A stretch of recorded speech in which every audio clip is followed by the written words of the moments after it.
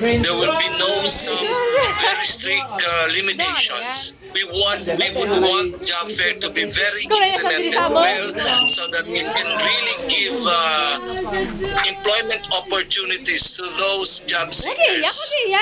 And one design that I've made, sir, is that we have to announce what are the job requirements, so that only those who are their job requirements are being mentioned. And if you are a job seeker, you will already know that I have